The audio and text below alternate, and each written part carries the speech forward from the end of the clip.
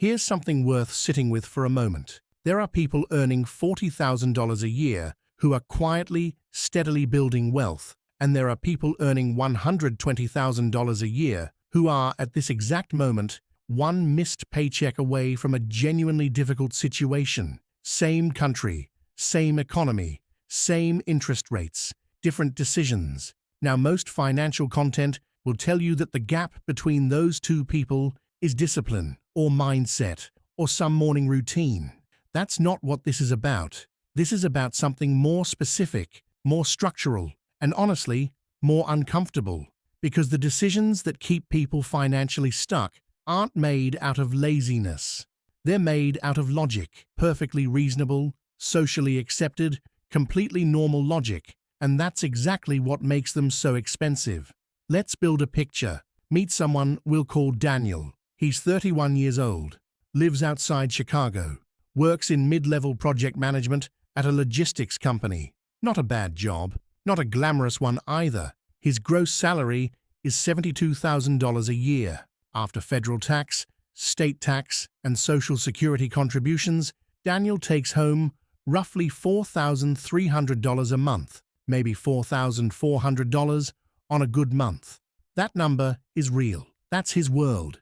Everything happens inside that number. His apartment, a one-bedroom in a decent suburb, nothing extravagant, runs him $1,400 a month. That's just under a third of his take-home, which, by most financial guidelines, is actually considered reasonable. His car payment is $480 a month. He bought a used Honda Accord 2 years ago, financed over 60 months. Again, completely normal. He needed reliable transport. The decision made sense at the time. He has a student loan from his business degree. That's $260 a month. He graduated 6 years ago. The loan still has 9 years left on it. He has one credit card with a balance he carries month to month. Minimum payment runs about $120. Groceries, utilities, phone bill, subscriptions, streaming services, a gym membership he uses inconsistently. That's another $650 conservatively. So let's add that up quietly. Rent, car, student loan, credit card minimum, basic living costs. That's $2,910 out of $4,300. Daniel has roughly $1,300 left each month for everything else. Eating out, clothes, a weekend trip twice a year, his parents' birthday gifts, a dental bill he wasn't expecting, car insurance he forgot to factor in separately. By the end of most months, Daniel has saved somewhere between $0 and $200. He is not irresponsible. He is not unintelligent. He works hard, shows up on time, and genuinely believes that when the next raise comes, things will finally start to shift. They won't. And here's why. Daniel doesn't have a spending problem in the way most people imagine it. He doesn't buy luxury watches. He doesn't gamble. He doesn't take extravagant holidays. His lifestyle, observed from the outside, looks completely reasonable for someone earning what he earns. The problem isn't a single bad decision. It's the architecture of his financial life.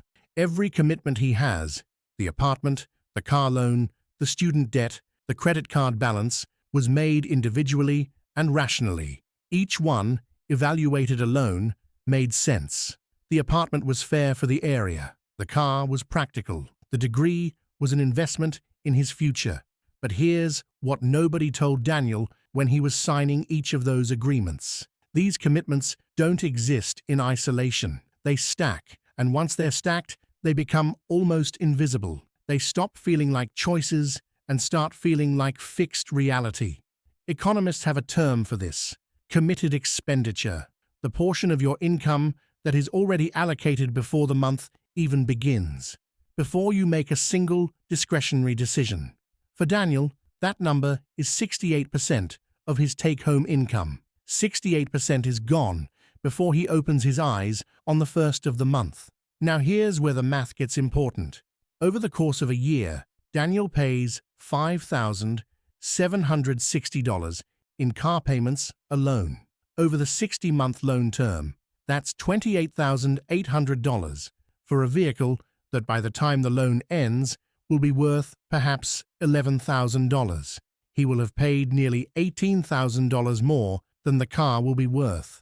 Not because he made a foolish decision, because the financing structure of modern consumer life is designed to make the monthly number feel manageable while the total cost remains largely invisible. The credit card balance he carries, let's say it sits at $3,000 on average across the year. At a standard American APR of around 22%, he's paying roughly $660 a year just in interest, not reducing debt, just servicing the cost of having debt. That's $55 a month disappearing silently. Nobody sends Daniel a letter saying, "Congratulations, you paid $660 this year and your balance is exactly the same." But that is precisely what is happening. So why does this continue? Daniel isn't unaware that money is tight. He thinks about it regularly. He intends to fix it, consistently. The answer sits in something behavioral economists call present bias. The human brain is genuinely, structurally poor at weighing a future cost against a present comfort. When Daniel signed his car loan, the discomfort of not having reliable transport was immediate and real. The cost of 60 months of payments was abstract and distant. The brain doesn't process those two things equally. It never has. This isn't a character flaw. It's neurological architecture that predates modern financial systems by about 200,000 years. But there's a second layer that's less discussed: social calibration. Daniel's spending isn't just driven by what he wants. It's driven, quietly and persistently, by what the people around him appear to have. His colleagues drive similar cars. His friends live in similar apartments. The baseline of what constitutes a normal, acceptable life in his city, in his income bracket, in his social circle, that baseline has a price tag, and that price tag is remarkably close to everything he earns. This is not coincidence. The baseline shifts upward with income in a way that feels natural and inevitable, but is neither. There's a concept called lifestyle creep that most people are familiar with in theory, but the mechanism behind it is more specific than it appears. It's not just that people spend more when they earn more. It's that the social definition of normal expands in perfect proportion to what the people around them are earning and spending. Daniel doesn't feel like he's keeping up with anyone. He feels like he's just living a normal life. That feeling is, financially speaking, one of the most expensive sensations a person can have. Let's stay with Daniel, but move the clock forward. He gets a raise at 33.8%. His take-home income increases by roughly $290 a month. Within 14 months, his rent has increased by $120. He's upgraded his phone. He added a better gym. He and his partner eat out slightly more often because finally things feel a little less tight. The raise has been entirely absorbed, not through recklessness, through the perfectly natural expansion of a life that finally had a little more room in it. At 40, Daniel earns $91,000 a year. He is objectively doing well. He is, in the conventional sense, successful. His savings rate, the percentage of his income he is actually converting into future financial security, is somewhere around 4%. On a good year, 6%. At that rate, with reasonable market returns, Daniel reaches 65 with somewhere between $200,000 and $250,000 saved. That sounds like a number until you realize that financial planners generally suggest you need roughly 25 times your annual expenses saved to retire with genuine stability.